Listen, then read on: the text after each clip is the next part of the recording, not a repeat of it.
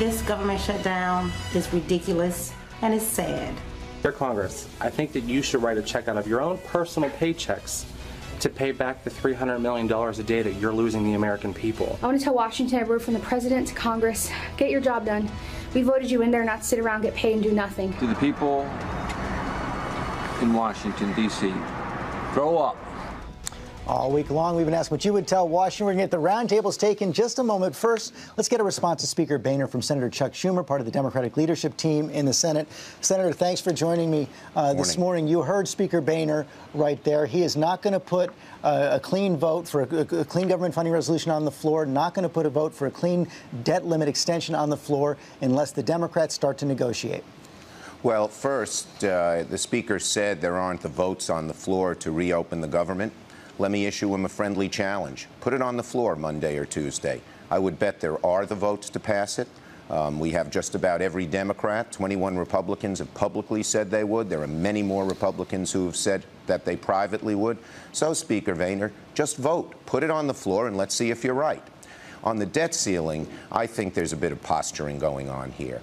To have us default could, and there's a pretty high chance, send us into a recession deeper than the one in 2008, George, for a very simple reason.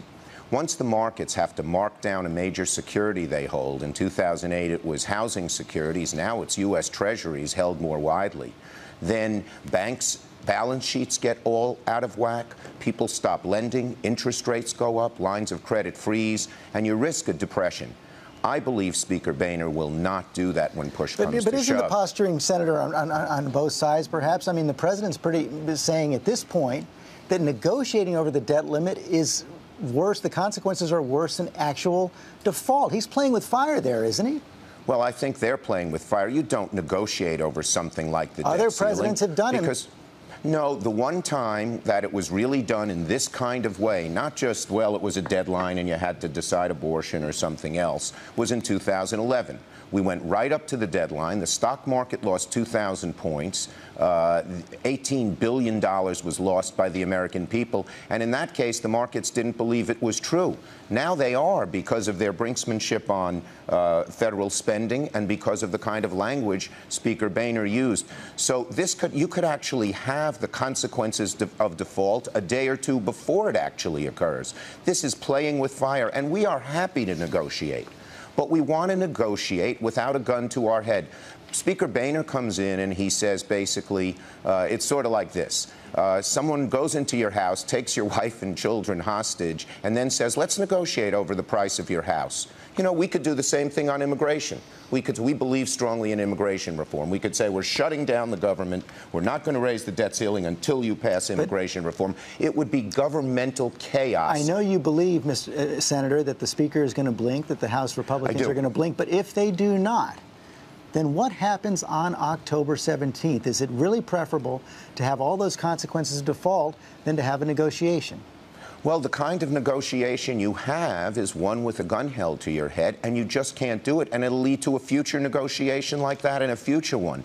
If you go for this kind of hostage-taking once, and the president did in 2011, it doesn't go away. It comes back worse and worse and worse, and the whole full faith and credit in the United States currency and the United States dollar goes down the drain. The damage is far greater than the damage that Speaker Boehner seeks to undo by somewhat reducing the budget deficit. And we're willing to talk to him about budget deficit. Leader Reid already gave him his budget number when we talked about the resolution about funding the government. We gave in to his number, and then he said Obamacare. He keeps throwing different things at the wall, and we know the reason why.